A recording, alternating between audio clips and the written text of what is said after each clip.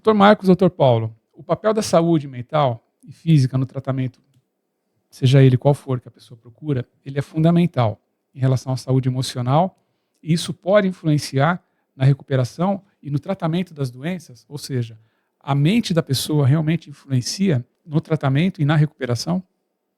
Aquela coisa, o meu psicológico está abalado, eu consigo um resultado melhor se eu procurar um médico para cuidar de uma disfunção, alguma coisa? Isso, sem dúvida, sem dúvida. A gente tem o organismo, né? As questões fisiológicas, mas a mente, o trabalho ali que ele dá, a recuperação que o paciente pode ter diante de um procedimento ou de um tratamento urológico, a cabeça está bem controlada, faz toda a diferença. Isso é fundamental. Ele entrar num procedimento, ele está preparado para isso. Por isso que a nossa ideia Urocamp em relação a, atendimento, acolhimento, educação do paciente, né? Explicar como que vai ser todo o passo, estar próximo ao paciente, para ele ganhar essa confiança, essa proximidade com o médico, acho que é muito importante para ele ter essa confiança, e isso faz toda a diferença, sem dúvida. Paulo, né, tem um paciente que marcou bastante aí a gente no começo, que foi uma cistectomia. A gente fez uma cirurgia que é uma cirurgia, cirurgia que tem uma maior mortalidade. A chance de morrer depois de uma cirurgia dessa é muito grande.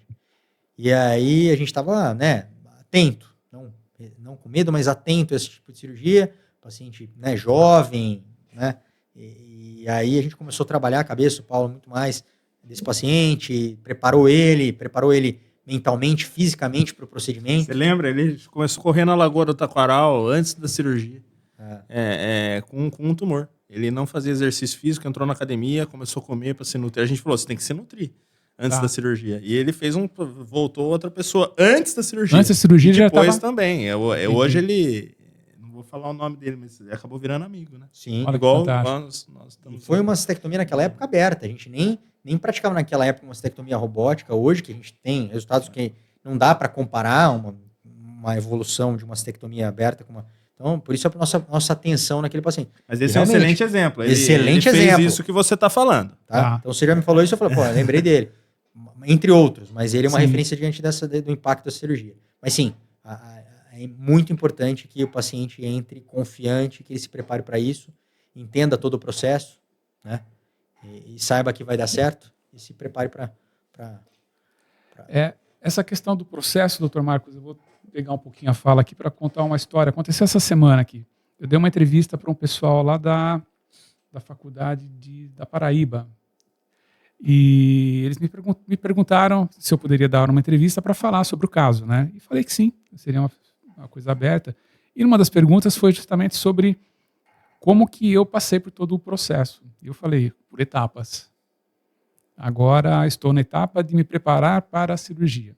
Então, o que eu fiz? Eu fui diminuindo a minha alimentação, aumentando o fortalecimento muscular, fazendo exercícios de fortalecimento pélvico, né, antes da cirurgia.